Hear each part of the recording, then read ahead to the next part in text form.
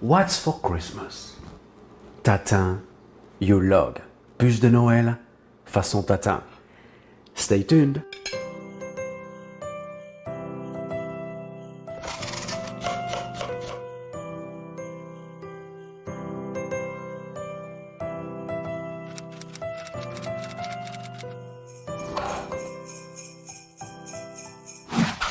First, the crust, sablé breton. So this is going to be the base of our bûche de Noël. French butter cookie, they are what chocolate chip cookies are to Americans. Let's get started. So first I am going to crush the almonds.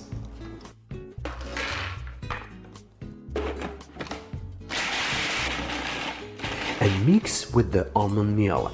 Then I'm gonna cream butter, salt and sugar, add the egg yolks and vanilla, smooth out, and then add the sifted flour with baking powder and the almonds. French butter cookies are the most widely enjoyed cookie in France. This is plenty of dough. Extra cookies are more than welcome. Wrap up and chill completely. Then you want to work out over a floured work surface to soften and make a 1/4 inch thick rectangle, slightly larger though than the bottom of the Yule log mold. Don't forget that sablé breton belongs to the cookie family, therefore it should be thicker than any other pastry.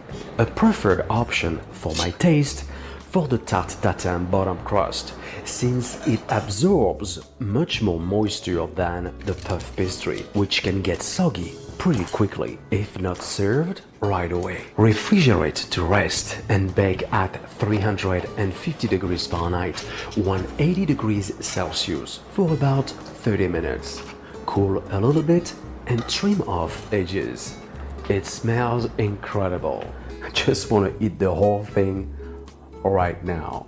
Next, chantilly, based on ganache montée, which not only tastes excellent, but hold its shape and freeze very well. Mix half of the hot vanilla-infused heavy cream with the melted white chocolate. Add gelatin and remaining but cold heavy cream, blend well and chill overnight. Then whip to soft peaks. And pipe out some fancy rosette using a small half-sphere silicone mold to resemble snowflakes. Or pipe out chantilly straight on a finished cake. Totally up to you. To follow the caramel mixture, the most important step.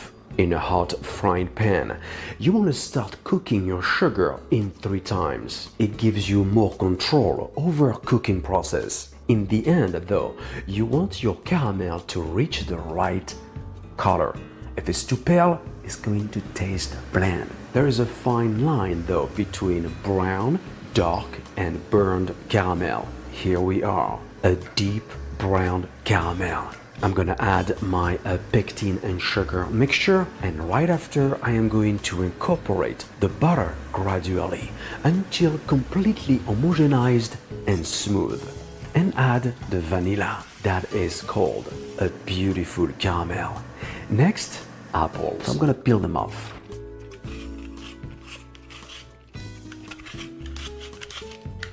Core, cut in half and slice. The thinner, the better. Those apples, though, are Pink Lady, but you can use Granny Smith, Golden Delicious, and Renette as well. I'm going to spread the caramel mixture on the tray and arrange my apples. So here is the trick. Since there is no way for all of those apples to fit in my Yule log mold, I'm gonna first bake them on a tray. You want to arrange them up and tight, drizzle some olive oil and bake for 40 minutes at 350 degrees Fahrenheit, 180 degrees Celsius. Then cover and cook for an additional 40 minutes. Then carefully transfer in the same order inside your silicone mold, which, by the way, you can find on my website, brunoskitchen.net. Top with the juicy caramel and bake for 50 minutes more. So total baking time, almost 2.5 hours. That's what it takes for a fantastic result. Then let cool at room temperature before resting overnight in the refrigerator. Indeed, it's not a good idea to unmold tarte tatin right after baking.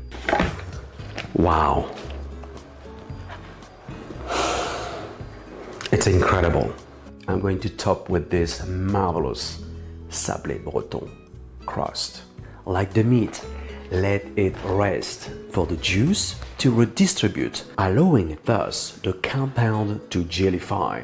Flip, remove parchment, and glaze if desired. I hope guys you have enjoyed this bûche de Noël façon tatin episode. To get this full recipe and measurements and much more, go to brunoskitchen.net. Please subscribe, like my page on Facebook, and follow me on Twitter, Instagram, and Pinterest at Bruno Albouze. Enjoy your holidays and see you next time.